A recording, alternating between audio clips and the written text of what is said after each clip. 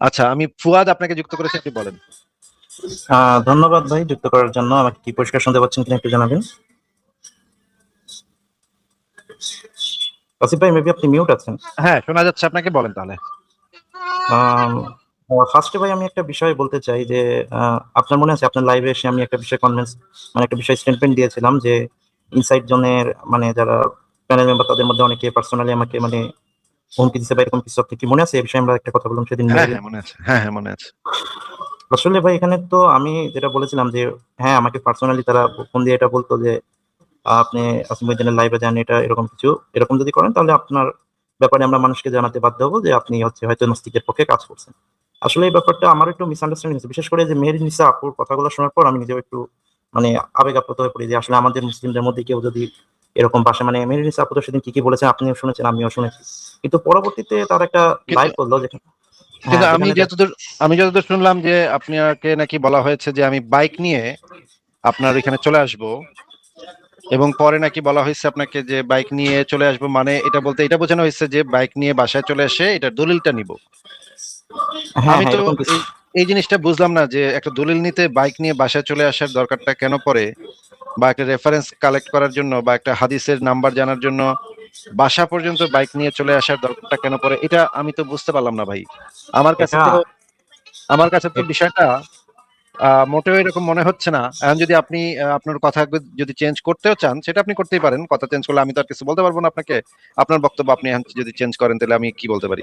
কিন্তু বাসায় চলে আসা বাইক চালায় দলিল নেয়ার জন্য, এটা তো সেন্স মেক করে না ভাই। এটা তো না যদি এটা আপনি আপনি এখন বলেনও, হ্যাঁ এখন যদি আপনি বলেনও যে না ভাই ওরা খুব ভালো মানুষ, ওরা ভাই আমাকে দিনই ভাই ভাই, ওরা মুমিন মুমিন, আমরা মুমিন মুমিন, ভাই ভাই ভাই, আমরা মিলে গেছি, ভাই তাতে তো আসলে সমস্যাটার সমাধান হয় না। না, বিষয়টা হচ্ছে যে দেখেন আপনার কথার সাথে আমিও একমত। আমিও আপনি যেভাবে বিষয়টা মানে বুঝতে চাচ্ছেন যে বাইক নিয়ে আসার উদ্দেশ্যটা কি আমি ওইভাবেই বুঝেছিলাম। আর পরবর্তীতে আসলে কিছু পার্সোনাল কারণে আমাকে তাদের লাইভে যেতে হয়, যাই আমি কিন্তু মানে কোনো কথা ঘুরাইনি। আমি যেটা যেটা বলা হয়েছে আমাকে, সমস্যাটা হচ্ছে ভাই আমার কাছে কোনো কল রেকর্ড বা ইয়ে নাই। তো এর ভিত্তিতে আমি বলেছি, বলার পরে এখন তারা তার তার ভাই কল স্টেটমেন্ট যে রেকর্ড ভাই কল রেকর্ড তো আমরা সাধারণত, এটা তো আমরা কল রেকর্ড করি না। মনে করেন আপনি যখন আমার সাথে ফোনে কথা বলবেন বা মেসেঞ্জারে কথা বলবেন, আমি তো জিন্দেগিতে কখনো কারো ফোন রেকর্ড করছি এরকম কোনো রেকর্ডই নাই। আমার এটা আমি জানিও না, ইনফ্যাক্ট কেমনে কল রেকর্ড করতে হয় এটা আমি জানিও না। হ্যাঁ, কল রেকর্ড আহ, করে তারা যারা কল রেকর্ডটা টুইস্ট করে পরবর্তীতে সেটাকে কাজে লাগাতে পারে। মনে করেন আমি আপনার সাথে কল রেকর্ডে অনেকক্ষণ কথা বললাম, 1 ঘন্টা কথা বললাম, আমার হাতে কিন্তু এই কন্ট্রোলটা থাকবে যে আমি কতটুকু প্রকাশ করব, কতটুকু কাইটা দিব। এই পুরা কন্ট্রোলটা আমার হাতে তখন চলে আসে। নাকি ফুয়াদ ভাই, আপনি কি এইটার সাথে এগ্রি করেন? জি অবশ্যই, আপনি তো চাইলে যে কোনো কল রেকর্ডকে আপনার মতো করে প্রেজেন্ট করতে পারেন, উপস্থাপন করতে পারেন। হ্যাঁ এখন যে একজন সাধারণ মানুষ, মনে করেন একজন সাধারণত তো কেউ কল রেকর্ডটা করে না। কল রেকর্ডটা তো শুধুমাত্র বাটপার টাইপের লোকজনেরা করে। কল রেকর্ডের তো অনুমতিই নাই। আপনার সাথে যদি আমি ইনবক্সে কথাবার্তা বলি, ফোন করে কথাবার্তা বলি, আপনাকে আমার আগে জিজ্ঞেস করে নিতে হবে যে ভাই, ফুয়াদ ভাই আপনার সাথে যে কলটা হচ্ছে সেই কলটা আমি রেকর্ড করতেছি, আপনার কোনো আপত্তি থাকলে আপনার এই বিষয়ে সম্মতি আছে কিনা, এই বিষয়টা আপনি আগে একটু বলেন, সম্মতি আছে কিনা। এইটা অবশ্যই আমার সম্মতি নিতে হবে আপনার কল রেকর্ড করতে হইলে। এইটা হচ্ছে একটা সাধারণ কার্টেসি। পুরা সভ্য বিশ্বে কেউ কারো কল যদি রেকর্ড করে, এটা যদি আরেকজন টের পায়, তাহলে তো তারে মামলা করে তারে ফাইরা ফেলান যায় ভাই। কারণ আমার অনুমতি ছাড়া আমার কল কেউ রেকর্ড করছে, আমি তো তারে ফাইরা ফেলাবো ভাই। এইটা তো কেউ করতেই পারে না, এটা তো আনএথিক্যাল একটা কাজ। করতে পারে বিশেষ কিছু ক্ষেত্রে, যে সমস্ত ক্ষেত্রে মনে করেন আপনি আমাকে হুমকি দিতেছেন, আপনি আমাকে মৃত্যুর হুমকি দিতেছেন যেটা আমি কোর্টে পেশ করব, বা আপনি আমাকে এমন কিছু বলতেছেন যেটা আমার সম্মান নষ্ট করতেছে, সেটা আমি কোর্টে পেশ করব। এই উদ্দেশ্য থাকলে আমি গোপনে আপনার আপনার কথা রেকর্ড করতে পারি যে এটা আপনি একটা ক্রাইমের সাথে যুক্ত, এটা আমি কোর্টে সাবমিট করতে হবে আমার। তখন আমি আপনার অজান্তে আপনাকে গোপনে আপনার কলটা রেকর্ড করতে পারি ক্রাইমের ক্ষেত্রে। কিন্তু নর্মাল কথাবার্তার ক্ষেত্রে কেউ কারো কল রেকর্ডই করতে পারে না। আমি তো জীবনে কখনো কারো কল রেকর্ডের কেমনে করে সেটা পর্যন্ত আমি জানি না, যে কল কেন রেকর্ড করবে একজন মানুষ আরেকজন মানুষের সাথে। জেনারেল কথাবার্তা হইতেছে, নর্মাল কথাবার্তা হইতেছে, একজন মানুষ আরেকজন মানুষের কল রেকর্ড কেন করবে? আমি তো দেখতে পাইলাম যে আপনার আপনার কল নাকি প্রত্যেকটা কল নাকি রেকর্ড হয়েছে। আপনি কি সম্মতি দিয়েছেন? আপনাকে কি কেউ জিজ্ঞেস করেছিল যে আপনার সাথে কনভারসেশন এই যে যেমন ধরেন এখন লাইভ হচ্ছে, আমি কিন্তু আপনার কনসেন্ট কিন্তু নেওয়া আছে। আপনি লাইভে যুক্ত হওয়া মানেই এই লাইভটা হাজার হাজার মানুষের কাছে যাবে, আপনি এটা জানেন। স্ট্রিম ইয়ার্ডে যুক্ত হওয়া মানেই এই জিনিসটা, এই লাইভটা হাজার হাজার মানুষের কাছে যাবে। এটা আপনি কনসেন্ট দিয়ে আপনি দেখবেন স্ট্রিমিয়ার্ডে ঢোকার সময় একটা কনসেন্ট বাটনে চাপ দিতে হয়, সেই বাটনে চাপ দিয়ে আপনি ঢুকছেন, মানে আপনি কনসেন্ট দিচ্ছেন যে এই ভিডিও, এই অডিও এগুলো প্রচার করা হবে। কিন্তু কল রেকর্ডে কোনো জিনিস থাকবে সেটার তো আপনি কনসেন্ট দেন নাই। আপনি কি কাউকে কনসেন্ট দিচ্ছেন যে আমার কলটা তুমি রেকর্ড করতে পারো? না আসলে এভাবে তো ঠিক আমি কনসেন্ট দেইনি, বা মানে এটা বলতে গেলে এক প্রকার আমার মানে অজানা, মানে আমি না জানতে এটা নাকি রেকর্ড করা হয়েছে, তারা বলছে যে অজান্তে আপনার। কল রেকর্ড করা হয়েছে, এটা তো একটা মারাত্মক ক্রাইম। ইউরোপে হইলে একেবারে মারাত্মক জরিমানা হইতো। এই জরিমানা যে আপনার কল রেকর্ড করছে সে জরিমানা দিতে সারা জীবন তার এটার জরিমানা দিয়ে যেতে হইতো। একটা সামান্য কলও যদি আপনার কেউ রেকর্ড করে আপনার অনুমতি ছাড়া, এটার জন্য সারা জীবন তার এই জরিমানা দিয়া দিয়া ফকির হয়ে যেত সে। হ্যাঁ, তার জিন্দগি শেষ হয়ে যেত। সে চাকরি করে যে বেতন পেতো তার অর্ধেক আপনার জরিমানা দিয়ে দিতে হইতো। ঠিক আছে, বাংলাদেশের মতো একটা মানে অশিক্ষিত মূর্খদের দেশ দেখা এই টাইপের লোকজন এই টাইপের কাজকর্ম করতে পারে, কিন্তু এটা একটা ক্রাইম একজন মানুষের কনসেন্ট ছাড়া তার কল রেকর্ড করা। যদি না ক্রিমিনাল কোনো অফেন্স বা এমন কোনো জিনিস হয় যেখানে একজনের সম্মানহানি হচ্ছে বা একজনের ক্রিমিনাল হচ্ছে, ক্রিমিনাল। নর্মাল কেসে কেউ কারো কল রেকর্ড করে না। কল রেকর্ড করতে হলে নর্মাল কথাবার্তার সময় অবশ্যই কনসেন্ট নিয়ে নিতে হয়। তাইলে ভাই আপনার কল রেকর্ড যদি তারা করে, আপনি তো নিশ্চয়ই কল রেকর্ড কারোটা করেন নাই, তাহলে তো এইখানেই তো দেখা যাচ্ছে তারা আপনার সাথে ভায়োলেশন করছে, আপনার রাইট ভায়োলেট করছে। এটাই তো একটা ক্রাইম। আর বাদ বাকি ক্রাইমের কথা তো বাদই দিলাম, এটাই হ্যাঁ, তো না একটা ক্রাইম অবশ্যই, করছে আপনার সাথে। অবশ্যই। এখন দেখেন, আমি কিন্তু মানে পরবর্তীতে আসলে আপনি বলছিলেন লাইফে না যেতে, তবে আমার একটা মানে বাধ্য হয়ে কিছু সমস্যার কারণে যেতে হয়েছে। মানে আসলে সমস্যাটা হয়েছে কি, ওই মেহেরুন্নিসা আপুকে নিয়ে যখন লাইভ হচ্ছিল, পরবর্তীতে দেখলাম তার একটা পাল্টা লাইভ করলো, সেখানে দেখলাম যে আসলে মেহেরুন্নিসা আপু এখানে অনেকটা গিলটি, তিনি ওই রায়হান ভাইয়ের সাথে একটা সম্পর্কে জড়িয়েছিল, মানে এরকম অনেক বিষয় আমি অত বিস্তারিত জানি না বা দেখার না প্রয়োজন না, মনে করিনি। বিস্তারিত না জেনে আপনি কিভাবে এই ডিসিশনে আসলেন যে মেহেরুননিসা গিল্টি? না আমি লাইভটা দেখেছি, মানে আমি বিস্তারিত কোনো মানে আলোচনায় যেতে না, চাচ্ছি আমি না ওই তো বিষয়টা আমি নিয়ে। আমি বুঝতে পারতেছি না। আপনি বললেন মাত্র যে বিস্তারিত আপনি জানেন না, তাহলে বিস্তারিত না জেনে আপনি ডিসিশনে কিভাবে আসলেন যে মেহেরুননিসাই গিল্টি? না ব্যাপারটা হচ্ছে যে তারা অনেক রেফারেন্স দেখাইছে যে মেহেরুন্নিসা আপুর সাথে এই রায়হান ভাইয়ের হচ্ছে এই রেফারেন্সটা যে তো চ্যাট। রেফারেন্স কল রেকর্ডটা এক নম্বর কথা হচ্ছে, কল রেকর্ড করাই যদি আনএথিক্যাল হয় তাহলে তো তারা শুরুতেই একটা ক্রাইম করছে, যে প্রত্যেকটা কল রেকর্ড করছে নাকি। না এটা অবশ্যই কারো অনুমতি ব্যতীত কল রেকর্ড করা তো অবশ্যই ভালো বিষয় না, কিন্তু যদি ভালো রেকর্ড হয়ে বিষয় না, যায়। এটা একটা ক্রাইম। এটা হ্যাঁ আধুনিক অবশ্যই সভ্য অবশ্যই সমাজে এটা একটা ক্রাইম। এটা ভালো, মানে এমন না যে আমি আপনাকে একটা চকটিপ দিচ্ছি এরকমের একটা নর্মাল বিষয় না, এটা এটা একটা ক্রাইম। আপনার এই বিষয়টা খুব পরিষ্কার থাকতে হবে যে এটা একটা ক্রাইম। এটা এত হেলাফেলা করার মতো বিষয় না। ইউরোপে এলাকায় 14টা বেজে যেত। হ্যাঁ, 2 নম্বর বিষয় হচ্ছে যে মেহেরুন্নেসা কি কল রেকর্ড করছে? আম, কিছু তো রেকর্ড করছি, হচ্ছে কিছু চ্যাট বা হচ্ছে যে শান্তবের ভিডিও, সেটা তো আপনি লাইভে দেখাইছিলেন, কি হয়েছে সেটা তো আমরা দেখলাম। একজনের কাছে আপনার সাথে আমার কথোপকথনের যদি 5 ঘন্টার কল রেকর্ড থাকে, আমি যদি সেই 5 ঘন্টার কল রেকর্ড কাইটা সেটাকে 30 সেকেন্ডে করি, তাহলে কি আপনার বক্তব্যটাকে এরকম হওয়াটা কি সম্ভব না যে আপনার বক্তব্যটাকে এমন কোন জায়গার কাট আমি করছি যেখানে আপনার বক্তব্যটা পুরোপুরি পরিষ্কার না, আপনার বক্তব্যটাকে ভুলভাবে উপস্থাপন করা হচ্ছে, এটা কি হওয়া সম্ভব? হ্যাঁ অবশ্যই হওয়া সম্ভব, এটা তো হওয়া সম্ভবই। তাহলে তাদের কাছে যদি পুরা মানে কয়েক মাসের কল রেকর্ড থেকে থাকে, সেই কয়েক মাসের কল রেকর্ড থেকে এমন কোন অংশ কাট করা যেই অংশটাতে শুধুমাত্র ওই মেয়েটাকে দোষী বলে মনে হচ্ছে, এইটা কি তাদের পক্ষে কাট করা সম্ভব? আর সেই অংশগুলো বাদ দেয়া যেই সমস্ত অংশে তারা কোনো ক্রাইম করছে, এটা কি সম্ভব ভাই? অবশ্যই সম্ভব, এটা তো মানে। তাহলে আপনি কি যাচাই করার সময় এটা চাইছেন যে পুরা কলের রেকর্ডটা, সব কলের রেকর্ডগুলো আমাকে গুগল ড্রাইভে পাঠাও, আমি প্রত্যেকটা কল শুনে শুনে আমি দেখবো যে কে দোষী কে নির্দোষ, এটা আমি যাচাই করতে চাই। আমার পুরা কনটেক্সটটা বুঝতে হবে, কেমনে কি ডেভেলপ করছে, কেমনে কার সাথে কি রিলেশন ডেভেলপ করছে, এটা আমার পুরোটা বুঝতে হবে। তারপরে আমি ডিসিশন মেক করব। এইটা কি আপনি করেছিলেন?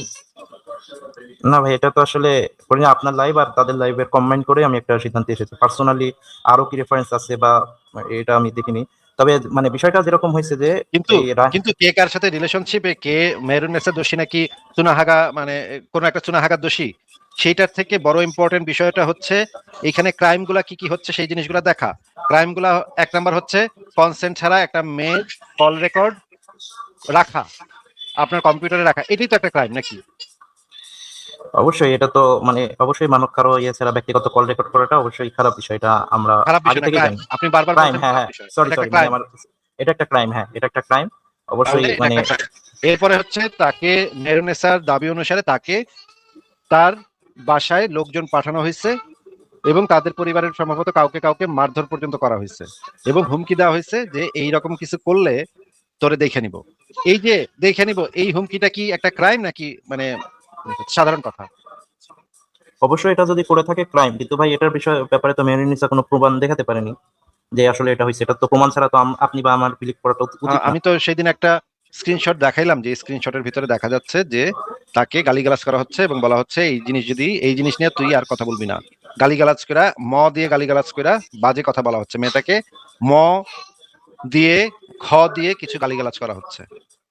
হ্যাঁ, আমিও দেখেছি এটা, তবে আসলে এবং হুমকি এবং দিয়েছে কিনা এটা আমার এবং এই এবং এই ইনসেস্ট জোনের লাইভে আমি শুনেছি তারা মেয়েদেরকে নিয়মিত 300 টাকার দাসী, খ, ম, এই টাইপের গালিগালাজ নিয়মিত করে। আসিফ ভাই আপনি আসলে, হ্যাঁ অবশ্যই এটাই। আমি একটু বলেই আমাকে তাহলে একটু টাইম দেন। দেখেন, তাহলে কি এই যে এমন যদি হইতো যে তারা কেউ কখনো এই ধরনের গালি দিতেই পারে না, তারা দেয় না এই ধরনের গালি, আমি কখনো কাউকে খ বর্গীয় গালি দেই না, এইটা আমার জীবনে আপনি কখনো কোথাও দেখাতে পারবেন না। আমি কাকে খ, ম এই টাইপের কোনো গালি দিচ্ছি সেটা আপনি দেখেন। আমি ম্যাক্সিমাম বলতে পারি চুনাহাগা, ছাগলের বাচ্চা ছাগল, মানে কুত্তার বাচ্চা, শুয়ারের বাচ্চা, এইগুলা হচ্ছে আমার এক্সট্রিম লেভেলের গালি। কিন্তু নারী সম্পর্কিত, মা বোন সম্পর্কিত কোনো গালি আমার মুখ থেকে আপনি শুনছেন কখনো? না আমি সেভাবে শুনি না। তাহলে আমি ম্যাক্সিমাম বলতে পারি বলদ, ওই তুই মানে সুনাহাগা বলদ, তুই ছাগলের বাচ্চা ছাগল, এটা হইতেছে আমার মানে এক্সট্রিম গালি। কিন্তু তাদের লাইভে আমি যে কোনো লাইভ আপনাকে দেখাতে পারবো, যে কোনো লাইভ ছাড়লে এরকমের দুই একটা গালি আছে। না 300 ভাই, টাকার দাসী, 300 ভাই টাকার ভাই দাসী, খ, বর্গীয় গালি, ম বর্গীয় গালি, এইটা রেগুলার তাদের লাইভে বলা হয়। তাহলে এটা তো অস্বাভাবিক না যে এই মেয়েটাকে ওই গালি দিচ্ছে, তাই না? জি ভাই, আমি আপনার সাথে একমত। অবশ্যই গালি দেওয়া হয়, আমি বলবো না যে এটা দেওয়া হয় না। আপনি সঠিক বলছেন, আমি নিজেও দেখছি। তবে মানে মেহরিনিসা আপুর বিষয়ে আসলে আমি খুব বিস্তারিত যেতে যাচ্ছি না। তাহলে বিষয়টা এই হচ্ছে যে গালি একটা মেয়েকে যে মেয়েটা ইসলাম নাকি তাদের কাছে গিয়া ইসলামের বায়াত নিছে, একটা মেয়েটা মুসলিম হয়েছে, মেয়েটা নাকি নাস্তিকদের কথা শুনে একটু হয়ে গেছিল, সংশয় পড়ে গেছিল, এখন আবার ইসলামে ফেরত আসছে। সে তো যদি একটা মুসলিম নারী হয়, তাহলে একটা মুসলিম নারীকে কেউ এই ধরনের গালিগালাজ করবে, আর আপনিও একজন মুসলিম হয়ে কিভাবে আপনি ওই মেয়েটাকে দোষারোপ করেন, এটা তো আমি বুঝলাম না। না এবং ভাই আমি মেয়েটার না চরিত্র নিয়ে যদি আপনার কোনো বক্তব্য দিতে হয়, ভাই নবী মোহাম্মদের, এটা কোরআনের আয়াতে আছে, কোন মেয়ের চরিত্র নিয়ে যদি আপনার কোনো কথা বলতে হয় তাহলে আপনার সেই সাক্ষ্য প্রমাণ লাগবে। কোনো সাক্ষ্য প্রমাণ ছাড়া কোনো মানে মুসলিম নারীকে কোনো অভিযোগ আরোপই করা যায় না। আচ্ছা ভাই, আমি বুঝতে পেরেছি। আমি আমি আপনাকে বলিনি যে কোনটা তাহলে সঠিক আপনি কোনটা তো ভুল। কোরআনের আয়াতও ভায়োলেট করতেছেন, আপনি তো একই সাথে ইসলামের কোরআনের আয়াত ভায়োলেট করতেছেন। একটা মেয়ে সম্পর্কে মানে অডিও রেকর্ড শুই না, কোনো সাক্ষী সাবুত ছাড়া কোনো অডিও রেকর্ড শুই না, অডিও রেকর্ড তো অ্যাকসেপ্টেবলই না। ভাই আসলে এখন দেখেন, ওটা মানে বলে ফেলছি। আসলে আমি বিষয় কোনো মানে আমি কাউকে আপনি দোষী তো বলতেছি না যে কেউ আপনি না। তো একটা ইসলাম বিরোধী কাজ একটু আগে করছেন ভাই, যেটা হচ্ছে আচ্ছা আমি একটা এর জন্য মেয়েকে আপনি করছেন, মেয়েটাকে দোষারোপ করছেন যে মেয়েটারই দোষ, মেয়েটারই চরিত্র খারাপ ছিল বা কারোর সাথে তার সম্পর্ক ছিল। এই অভিযোগ কোরআন বিরোধী কথা, এটা কোরআন আপনি ভায়োলেট করছেন মাত্র। এইটা আচ্ছা ঠিক বলতে আছে। হইলে আপনার সেই 4 জন পুরুষ সাক্ষী আনতে হবে এটার জন্য। আয়েশা পরকীয়া প্রেমে জড়াইছিল, তখন এই আয়াত নাজিল হয়েছে যে এইটা হচ্ছে রুলিংস, যে আপনি যদি কারোর চরিত্র নিয়ে, কোনো মেয়ের চরিত্র নিয়ে কথা বলতে চান, তাহলে আপনার সেটা আনতে হবে, এটা ছাড়া আপনি বলতে পারবেন না। আচ্ছা ঠিক আছে ভাই, আমি আমার কথা উইথড্র করছি। আমি আসলে মেহরিনিসা কি বা রায়হান ভাই কি করছে জানি না। আশ্চর্য, কথা আপনারা হচ্ছে না যে আছেন নাস্তিকতায়, না আছেন ইসলামে, মানে কোনোটাই, মানে এমন বাটপারি আপনারা শুরু করছেন। এখন কোরআনের আয়াত ভায়োলেট করা লাইছে নাকি? ভাই আমি এখানে আমার ব্যাপারটা কনভিন্স করতে আসছি তো যে আমার ইসলামে যদি থাকেন তাহলে ইসলাম তো ফলো করেন, ইসলামটা তো ফলো করতেছেন না আপনি। আসিফ ভাই, আমি আসলে এই বিষয়টা তুলে আমার ভুল হয়েছে, আমি সরি। যাই কোন হোক, আমার মুসলিম ব্যাপারটা নারীকে কথা আপনি দোষারোপ করতেছেন, তার চরিত্র নিয়ে কথা বলতেছেন, সাক্ষী কোথায় দেখান আমারে? অডিও রেকর্ডের উপর ভিত্তি করে, যে অডিও রেকর্ড সে আনএথিক্যাল ভাবে রেকর্ড করছে, যে অডিও রেকর্ডের মানে মালিকানা তার কাছে, সে চুজ এন্ড পিক করতে পারছে কোন জায়গাটুক সে শোনাবে, কোন জায়গাটুক সে শোনাবে না। তাহলে এই অডিও রেকর্ডের উপর ভিত্তি করে আপনি কিভাবে তার চরিত্র নিয়ে কথা বলেন? ভাই আমি আমি চরিত্র একজন নিয়ে কিছু নাস্তিক, আমি তো তার চরিত্র নিয়ে কথা বলতেছি না। আপনি একজন না আমি মুসলিম হয়ে আরেকজন মুসলিম নারীর চরিত্র নিয়ে কথা বলতেছেন কোরআন ভায়োলেট কইরা, এটা কেমনে কি ভাই? না ভাই, আমি চরিত্র নিয়ে কথা বলিনি। আমি বলেছি যে মেবি একটা আপনি মাত্র সম্পর্ক ছিল। বলছেন চরিত্র নিয়ে কথা, আপনি বলছেন যে রায়হান, গুরু রায়হান না কার সাথে তার রিলেশন আছে। আমি বল আর যাই হোক ভাই, আসলে এই বিষয়টা আমার বলা হয়নি। আচ্ছা আমি এক্সট্রিমলি সরি। হয়তো বা আমি এখানে মিস্টেক করছি, হয়তো বা তাদের দেখানো ইয়ের প্রতি বায়াসড হয়ে আমি বলছি, এর জন্য এক্সট্রিমলি সরি। আমি নারীর বিষয়ে মানে আপাতত কোনো ধারণা রাখছি না। আমি আমার বক্তব্যের জন্য ক্ষমা চাচ্ছি। অন্তত ভাই তো কোরআনটা তো, আপনি মুসলমান হয়েছেন, কোরআনটা তো অন্তত ফলো করেন। কোরআনের ভিতরেই তো এই জিনিস আছে যে এটা আপনি করতে পারবেন না, এটা আপনার জন্য করা হারাম, এটা আপনি যে এটা কেউ করতে পারবে না, কোন মুসলমান এটা করতে পারবে না, এটা তো কোরআনে খুব পরিষ্কার ভাবে দেয়া আছে। জি ভাই, আমি এর জন্য দুঃখ প্রকাশ করছি। আমি এবং নেক্সট টাইমে হাদিসে বলা আছে প্রত্যেক মুমিন মুমিনা সম্পর্কে ভালো ধারণা, উত্তম ধারণা পোষণ করতে হবে। জি ভাই, আমি অবশ্যই আমার ভুল হয়েছে, আমি এর জন্য ক্ষমা যতক্ষণ প্রার্থনা পর্যন্ত করবো। না উল্টাটার প্রমাণ আপনার কাছে আছে, ততক্ষণ পর্যন্ত আপনার ওই ভালো ধারণা আপনার পোষণ করতে হবে। তাহলে তো ভাই অন্তত আল্লাহর রাস্তায় তো কোরআনটা তো ফলো করেন, এবং এই চুনা হাগাডিরাও শিখান যে এই কোরআনটা কিভাবে ফলো করতে হয়। তোরা মুসলমান হয়েছে অন্তত কোরআনটা তো ফলো কর, তোরা না আসো ধর্মে, না আসো জিরাফে। যাই হোক ভাই, আসলে আলোচনা তো লম্বা হয়ে গেল। আমি একটা বিষয় বলতে চাচ্ছি যে তাদের ব্যাপারে আমি কোনো মিথ্যা কথা, আমি একটা লাইভে গেছিলাম, তারা যা যা করছে তাদের লাইভে ইনসাইড জোনে বলছি।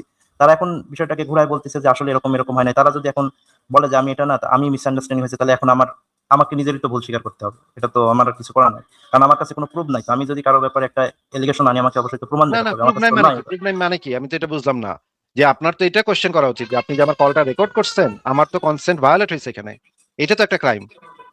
হ্যাঁ, অবশ্যই তারা ক্রাইম করেছে, কিন্তু আমি মানে সাপোজ মানে আমি তাদের ব্যাপারে একটা অভিযোগ আনছি যে তারা আমাকে হুমকি দিছে বা ইয়ে করছে। আসলে এটা তো আমার প্রমাণ নাই, তার এটা তো বিষয়টা একটা সাধারণ মানুষ তো এটা মিসআন্ডারস্ট্যান্ডিং। রেকর্ড করে না। সাধারণ মানুষ তো আপনি আমাকে হুমকি দিলে আমি তো সেটা রেকর্ড করবো না। আচ্ছা ঠিক আছে, এখন রেকর্ড করা হয়নি, এটা মানে উচিত না। কিন্তু এখন কারো ব্যাপারে যদি আমি, আপনার ব্যাপারেও যদি আমি বলি যে আসিফ ভাই আমাকে হুমকি দিচ্ছে, তাহলে আপনাকে অবশ্যই আমাকে প্রমাণ দেখাতে হবে যে আপনি কিভাবে, না না, প্রমাণ কোথায় আমাকে দেখাতে হুমকি হবে। দিচ্ছেন। প্রমাণ দেখাতে যে সব ক্ষেত্রে যে আপনার প্রমাণ দেখাতেই হবে সেটা তো না তো ভাই। মনে করেন আপনি যদি কোর্টে জিনিসটা উঠান, যদি এটা তার কোনো শাস্তির মুখোমুখি তার হইতে হবে, যার বিরুদ্ধে অভিযোগ করতেছেন তাকে শাস্তির মুখোমুখি করা হবে, এরকমের যদি ঘটনা ঘটে, কোর্টে যদি জিনিসটা যায়, তখন আপনাকে প্রমাণ দেখাতে হবে। কিন্তু এটা তো সব ক্ষেত্রে প্রযোজ্য না যে সব ক্ষেত্রে আপনার বললেই প্রমাণ দেখাতে হবে। যাই হোক ভাই, আসলে অনেক ইয়ে হয়ে গেল। আমি আসলে আমার বক্তব্যটা মানে এক কথায় উইথড্র কারণ করছি যে কারণ একটা কলে তো কেউ এইভাবে রেকর্ড করে রাখে না। প্রত্যেকটা কল তো মানুষ, এটা একদম বাটপার টাইপের লোক ছাড়া তো কেউ এই কল রেকর্ড, প্রত্যেকটা কল রেকর্ড করে রাখে না, রেকর্ড করে রাখে না তো কেউ। জি অবশ্যই। এখন দেখেন ভাই, আমি আপনাকে আবার বলি যে নাইট ভাই বলছে যে আপনি যদি নাস্তিকের লাইভে যায় কিছু মানে উল্টাপাল্টা বলে আসেন, তাহলে মানে আপনার বাসা আমার বাসা থেকে কাছে, বাইক নিয়ে আপনাকে যায় মানে উপস্থিত হতে আমার বেশি সময় লাগে না। এটাকে আমি স্বাভাবিকভাবেই, দলিলটা নিতে হ্যাঁ আসবে, আপনার দলিলটা হ্যাঁ, নিতে আমি আসবে নাকি? আমি এটা দলিলটা স্বাভাবিক, নেওয়ার জন্য। আমি এটাকে স্বাভাবিক হুমকি ভাবেই নিয়েছি এবং আপনাদের লাইভে এসে বলেছি। এখন তাদের লাইভে তারা সবাই আমাকে বোঝাচ্ছে যে, বা সে নিজেও বলছে যে আমি আসলে দলিল চাওয়ার জন্য যাবো। এখন তাহলে আমি ভাই কি ও করতে পারি? আমি তো এটা বলছি হ্যাঁ যে হ্যাঁ, সেটা তো ঠিক। মেসি, দলিল নিতে হ্যাঁ অবশ্যই তো আপনার বাইক চালায় আপনার বাসার সামনে চলে আসতে হয়, এবং এছাড়া তো দলিল নেওয়ার আর কোনো ওয়ে তো নাই ভাই। এটা তো ঠিকই বলছে, সে তো আপনাকে ঠিকই না ভাই, বুঝাইছে। আমি আমি আমি তো যেটা বুঝছি সেটা বলছি। আমি মনে করছি যে হয়তো বা মফ করার জন্য আসবে, সে বলতেছে এখন নিয়ে এখন এখন আমি কি করতে, সেখানে মিনার ভাই নিজেও বোঝাচ্ছেন যে ভাই মাইক নিয়ে আপনার পাশে যেতে চাওয়া মানে তো মানে এটা তো ছোট জায়গা না যে আপনাকে খুঁজে বের করবে। এটা তো আপনার কমন সেন্সের কথা, আপনাকে বললো আর আপনি একটা ইয়ে করলেন। তো এরকম কথা হয়েছে, আপনি ও লাইভটা দেখলে পারেন। যাই হোক, এখন কথা হচ্ছে যে না, আমি ওইটুক শুনছি যে আপনাকে নাকি বলছে যে বাইক চালায় নিয়ে চলে আসবে আপনার বাসায়, এটুকু আমি শুনছি আরেকজনের কাছ থেকে। আমি কি বলবো ভাই, এটা তো হ্যাঁ, এখন এটা আপনাদের বলা হয়েছে। মুমিনদের বিষয়। এটা তো এখন আমি কি বলবো, আপনাদের দিনী বন্ধু বান্ধবের বিষয়, সেখানে আমি কি বলবো? কিন্তু বিষয়টা খুবই ডিসগাস্টিং। হ্যাঁ, যে একটা ঠিক আছে। মেয়েকে, একটা মুসলিম মেয়েকে কোনো পুরুষ সাক্ষী ছাড়া আপনারা চরিত্রহীন প্রমাণ করতেছেন, এবং তাকে 300 টাকার দাসী টাসী এগুলো বলতেছেন আপনার ধুমাইয়া, যেটা হচ্ছে একদম কোরআনের ভায়োলেশন। এটা হচ্ছে একদম মানে স্ট্রিক্টলি যে জিনিসটা নিষিদ্ধ ইসলামে, হারাম কাজ করতেছেন আপনারা। এবং মুশফিক মিনারও সেখানে উপস্থিত আছে, সেও এগুলা তাল দিতেছে, এবং আপনার কল রেকর্ড করা হয়েছে। মুশফিক মিনারও তাল দিতেছে প্রত্যেকটা জিনিসে। কি বলবো ভাই, এটা তো আপনাদের ধর্মের বিষয়, আপনাদের নবীর শিক্ষা। এখন কি বলবো, এই বাটপারি, এই হিপোক্রেসি, এগুলো তো আপনাদের নবীর শিক্ষা। যাই হোক ভাই, এখন কথা হচ্ছে যে আমি এই বিষয়ের জন্য আপনার কাছে ক্ষমা চাচ্ছি যে হয়তো একজনের ব্যাপারে আমি মানে একটা মিসআন্ডারস্ট্যান্ডিং থেকে আপনার কাছে একটা বিষয় এসে কনভিন্স করছি যে আপনি এটার ভিত্তিতে বলছেন যে আমার হয়তো এটা উচিত হয়নি। এর জন্য আপনাকেও সরি বলছি যে আসলে একজনের ব্যাপারে একটা তথ্য আমার মানে না বুঝে দেওয়াটা উচিত হয়নি। আমি যেটা বলছি এর জন্য মানে আমি ভুল বলছি, মানে একটা মিসআন্ডারস্ট্যান্ডিং থেকে বিষয়টা হয়েছে, এটাই আপনাকে আপনার লাইভে বললাম। দ্যাটস অল ভাই। আর আমি মনে করি ফুয়াদ ভাই, যে আপনি যদি ইসলাম ফলো করেন, তাহলে তো আপনার ইসলামের বিধান মানতে হবে। আপনি যদি ইসলামের বিধান মানেন, তাহলে আপনি কোনো মানে চাক্ষুষ প্রমাণ ছাড়া বা ওই ব্যক্তির নিজ মুখে স্বীকারোক্তি ছাড়া আপনি কারোর বিরুদ্ধে দোষারোপ এভাবে আরোপ করতে পারেন না। আয়েশার যে ঘটনাটা, পরকীয়া প্রেমের যে ঘটনাটা, সেটা আমরা বহুবার আলোচনা করছি, এবং ওই সময় মোহাম্মদের যে কাজ, মোহাম্মদ যে এটা দিয়া আয়েশার একটু বাঁচায় দিছে, সেটাকেও আমরা অনেকভাবে সমর্থন করছি যে মোহাম্মদ এখানে একটা ভালো কাজ করছে। আয়েশার বিরুদ্ধে যে অনেকে মানে চরিত্র হরণের চেষ্টা করতেছিল, এখানে মোহাম্মদের কাজটা খারাপ ছিল না। সে ইনস্ট্যান্ট আয়াত নামায়া, মানে ওই যে 1 মাস পরে আয়াত নামায় আয়েশারে একটা মানে ক্লিন শিট দিছে, মানে পরিষ্কারিয়া দিছে যে আয়েশার পবিত্র পবিত্র নারী। তাইলে এখন আমরা যেই জিনিসটারে আহ মানে নাস্তিকরা মোহাম্মদের এত সমালোচনা করে, এত সমালোচনা করে, প্রত্যেক দিন গালিগালাজ করে, প্রত্যেক দিন আল্লাহ রাসূল এমন তুমুল গালিগালাজ করে, নাস্তিকরা একটা জিনিসের প্রশংসা করছে এখন পর্যন্ত আমি যতদূর জানি, নাস্তিকরা এই একটা জিনিসের প্রশংসা মোহাম্মদের করে, যে ওই যে আয়েশার পরকীয়া প্রেমের সময় মোহাম্মদে গিয়া আয়েশার চরিত্রটা রক্ষা করছে, আয়েশারে মানে যে যারা আর কি পাথর পাথর মারতে চাইছিল এদেরকে পাত্তা দেয় নাই, আয়েশা মানে মোহাম্মদ আয়েশার পক্ষে দাঁড়াইছে গিয়া। এইটাকে তো আমি প্রশংসা করছি, বেশ কয়েকটা লাইভও আমার আছে, বেশ কয়েকটা ভিডিও ক্লিপও আছে আমার, যে আমি মোহাম্মদের এই সময়ের অবস্থানটাকে আমি প্রশংসা করছি, যে মোহাম্মদের জীবনে যদি ভালো কিছু খুঁজে পাওয়া যায়, যেমন আমি এটাও বলছি যে রাম এবং সীতা, সীতার কাহিনীতে সীতাকে যে অগ্নি পরীক্ষা নেওয়া হয়েছিল সেই সময় রাম সীতাকে অগ্নি পরীক্ষা নিতে বাধ্য করছে, নিজের বউরে সে জনগণের জন্য স্যাক্রিফাইস করছে, আগুনে পোড়ায় দিছে, সে নিজে জানতো যে তার বউয়ের কোনো দোষ নাই, তারপরে সে অগ্নি পরীক্ষায় পাঠায় দিছে রাম। এখানে রাম খুবই নোংরা একটা কাজ করছে। আমি এই জায়গাতে মোহাম্মদের প্রশংসা করছি, যে মোহাম্মদ কিন্তু এই কামটা করে নাই।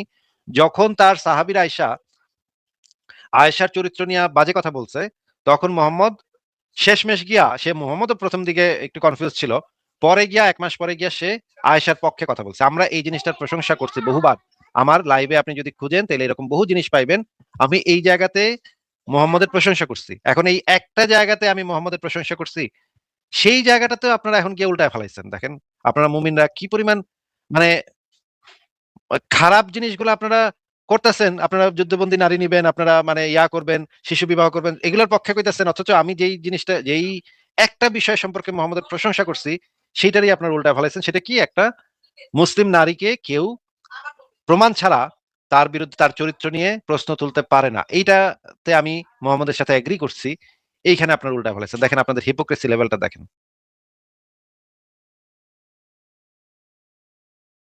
হ্যাঁ ফুয়াদ ভাই, আপনি কি আর কিছু বলবেন? না ভাই, আমার আর কিছু বলার নাই। ব্যাপারটা হয়েছে যে আমিও মানে তাদের কথাকে স্বাভাবিকভাবেই হুমকি মনে হচ্ছে, কিন্তু তাদের কথা যে তারা হুমকি দেয়নি এটা বিষয়ে যথেষ্ট প্রমাণ, আর আমার কাছে যেহেতু আর প্রমাণ নেই, তাই আমি আপনার এখানে এসে ক্ষমা চাচ্ছি যে আসলে তো প্রমাণ ছাড়া কারোর বিরুদ্ধে কথা বলাটা মানে একটা মানে সিরিয়াস একটা ক্রাইমের এলিগেশন আমি যখন আনবো তখন অবশ্যই আমাকে যথেষ্ট প্রমাণ তো কারণ কাউকে হুমকি দেওয়া, কারোর বিরুদ্ধে মত করতে চাও তো এটা তো অবশ্যই একটা ক্রাইম। তো আমাকে তো অবশ্যই কারোর বিরুদ্ধে, আপনার বিরুদ্ধেও যদি আমি এরকম সিরিয়াস ক্রাইম মানে ক্রাইমের এলিগেশন আনি আমাকে তো রেফারেন্স দেখাতে হবে, তাছাড়া তো আসলে আমার বিরুদ্ধে তো মানে প্রচলিত আইনে মানহানির মামলা আপনি চাইলে করতে পারেন। তো এই জন্য আমার এটা করা উচিত হয়নি, এর জন্য আমি সরি। হ্যাঁ, তারা তাদের লাইভে অনেক গালিগালাজ ছড়িয়ে করে, এটা আমি কখনোই সমর্থন করি না। তাদের লাইভেও সমর্থন করিনি, তাদের ব্যক্তিগতভাবে বলেছি অ্যাভয়েড করার, তারা করেনি, এটা দায়ভার তো আমি ভাই নিতে পারি না। তবে আমি যেটা করেছি সেটার জন্য আমি অ্যাপোলোজাইজ, যে আমি আসলে কাজটা করা উচিত হয়নি। এখন তাদের সাথে আমার অনেক বিষয়ে অমিল আছে, কিন্তু তাদের বিরুদ্ধে তো এইভাবে বলাটা উচিত হয়নি। শুধু তাদের বিরুদ্ধে কেন, আপনার বিরুদ্ধে বা অন্য নাস্তিক বা আমার শত্রু যাকে আমি পছন্দ করি না তার বিরুদ্ধেও আমি কোনো প্রমাণ ছাড়া কোনো এলিগেশন মানে শুধুমাত্র একটা অ্যাজাম্পশনের উপর, কোনো ধারণার উপর আমি কারো বিরুদ্ধে কোনো মানে এলিগেশন আনতে পারি না। এটা তো উল্টা আমি তো তাহলে একটা অপরাধ করবো, প্রাণহানি করার মতো একটা অপরাধ। তো এই জন্য আমি এই বিষয়টার জন্য দুঃখ প্রকাশ করছি যে আমার এটা মানে বোঝার ভুল, একটা মিসআন্ডারস্ট্যান্ডিং থেকে বিষয়টা হয়েছে। তারা হ্যাঁ পার্সোনালি আমার সাথে শক্ত ব্যবহার করেছে, তুই তোকারিও করেছে, সবই করেছে, কিন্তু আমাকে হুমকি দেয়, গালিগালাজও করেছে, কিন্তু হুমকি মানে তোর বাসায় যায় মেরে ফেলবো বা এই বাইকটা এটা করবো ঘুরে এটা বলে তোর না। বাসে চলে আসবো, বাইকটা ঘুরে তোর বাসে চলে আসবে, এটা মোটেও হুমকি না, এটা হচ্ছে এখন দলিল বাইকের চাওয়া। এখন বাইকের ব্যাপারটা সত্যি যে আমাকে বলেছে যে আপনার বাসা আমার বাসার কাছে, আপনার বাইক নিয়ে আপনার বাসায় যেতে বেশি সময় লাগবে না। আমি ওটাকে হুমকি ভাবেই নিয়ে আপনার এখানে বলেছি, তার কথা যে সে রেফারেন্স দেওয়ার জন্য আসবে। এখন বাকিটা মানুষই বুঝবে যে আসলে তার এটা দিয়ে কি বোঝাইছে। এখন আমার আর কিছু বলার নেই। খুবই ভালো, সবাই আমরা সবাই সবকিছু বুঝতেছি, কিন্তু কিছু বললাম না। আপনি আপনার বক্তব্য বললেন, আমরা শুনলাম, কিন্তু আমরা সবাই ভাই সবকিছু বুঝতেছি। এখন তো কি বলবো আপনাদের ব্যাপার। ঠিক আছে, আপনার কথা শুনলাম ফুয়াদ ভাই, তাহলে ভালো থাকবেন, নিজেকে নিরাপদে রাখবেন। আর অবশ্যই যদি নিজেকে মুসলিম দাবি করেন, এই যে ইসলামের যে দুই একটা ভালো জিনিস আছে এটুকু অন্তত আল্লাহর রাস্তায় পালন করেন। হ্যাঁ, যে কোনো একজন মুমিন নারীকে ইয়া করেন না, হ্যাঁ, আহ, প্রমাণ ছাড়া তার বিরুদ্ধে কোনো অভিযোগ আরোপ করেন না। ঠিক আছে? জি অবশ্যই ভাই, আমি আবারও এর জন্য ব্যক্তিগতভাবে সরি যে আমি আসলে স্লিপ অফ টার্ম বা মানে আমি এত মূলনীতি ফলো না করে মানে ঢালাওভাবে একজন নারীর ব্যাপারে একটা খারাপ ধারণা করেছি, এর জন্য আমি দুঃখিত। ঠিক আছে, পরবর্তীতে আমি ওটা করবো না। ঠিক আছে, আপনাকে তাহলে বিদায় দিই, ভালো থাকেন।